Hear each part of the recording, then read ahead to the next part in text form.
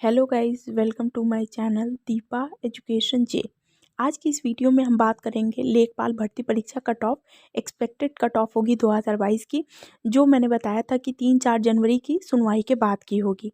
तो expected cut off के बारे में बात करेंगे। इससे पहले मैं आपको बता दूं कि लेखपाल भर्ती परीक्षा की एक्सपेक्टेड कट ऑफ 2022 जो 4 जनवरी की सुनवाई के बाद से क्या लगती है के बारे में चर्चा होगी। देखिए, पहले ही वीडियो में मैंने आपको बता दिया था कि लखनऊ बेंच में सुनवाई को आगे बढ़ा दिया गया है।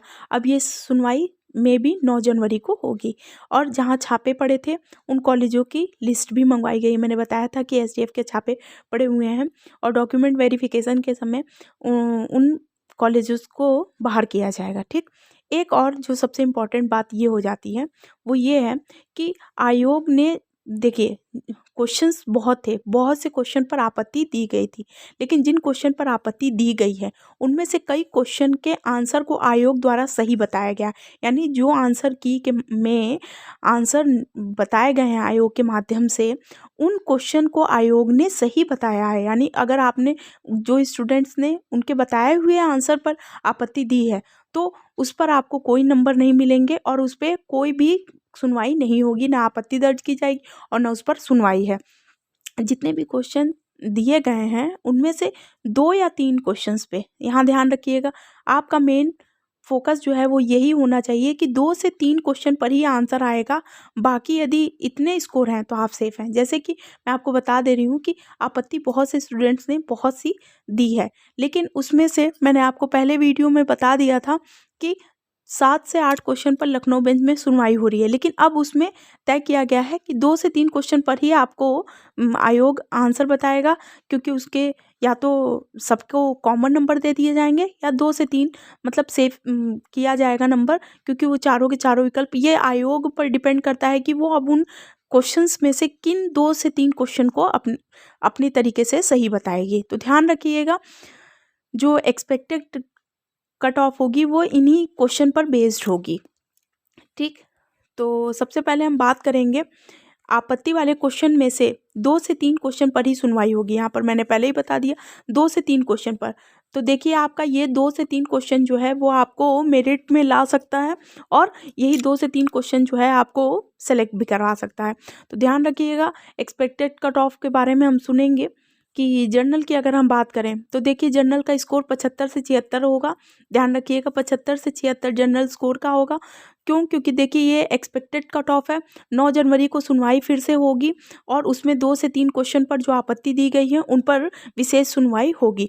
तो अगर आप जनरल कैंडिडेट में 75 से 76 मार्क्स स्कोर कर रहे हैं तो संभवतः है कि आप बिल्कुल संभवतः है कि आप सेफ़ हैं।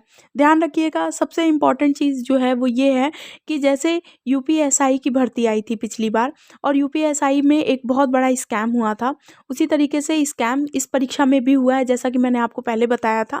तो अगर आपकी तैयारी बढ़िया है, अगर आपने इतना स्कोर किया है तब तो ठीक है, और अगर आप इतना स्कोर नहीं किए हैं तो आप अदर एग्ज़ाम के लिए तैयारी करते रहिए। क्यों? क्योंकि देखिए, इसमें कितने बड़े लेवल का स्कैम है या ये हम में से, आप में से कोई भी अनुमान नहीं लगा सकता है।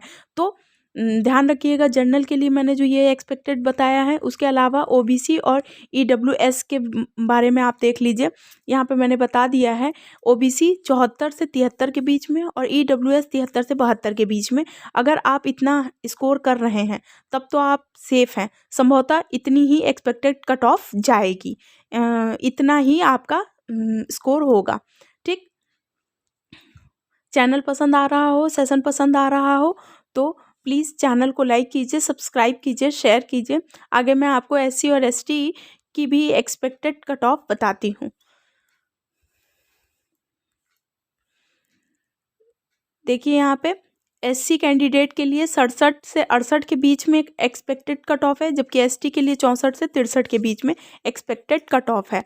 तो देखिए, आज के सेशन में मैंने आपको सुनवाई के बाद क्या डिसीज़न लिया गया है। और आपको टोटली मैं आपको बता दी हूँ कि 2 से 3 क्वेश्चन पर ही आपकी मेरिट बनेगी और उन्हें 2 से 3 क्वेश्चन पर ही आयोग अपनी आंसर बताएगा। या तो वो 2 से 3 क्वेश्चन आपको कॉमन दे दे सारे बच्चों को, और यहाँ से 2 से 3 क्वेश्चन के लिए बताएगा कि कौन से ऑप्शन उसके माध्यम से आयोग की तरफ से सही माने जाते हैं।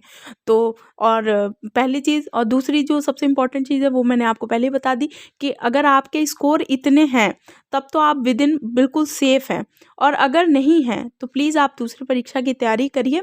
क्योंकि देखिए, कोई भी एग्ज़ाम आपका बिल्कुल असफलता और सफलता तभी तय करेगा जब आप क्या स्कोर आप उतना ही कर सकेंगे जितना एक्सपेक्टेड होगा या उससे ज़्यादा ही। अब इन नंबरों से ज़्यादा ही अगर आप कर रहे हैं तब तो आपका सिलेक्शन तय है, और अगर इससे कम है आपका तो आप मेहनत करते रहिए। तो आई होप आपके लिए वीडियो बहुत ज़्यादा यूज़फुल होगी। सेशन पसंद आया तो प्लीज़ चैनल को लाइक कीजिए, सब्सक्राइब कीजिए, शेयर कीजिए। Thank you.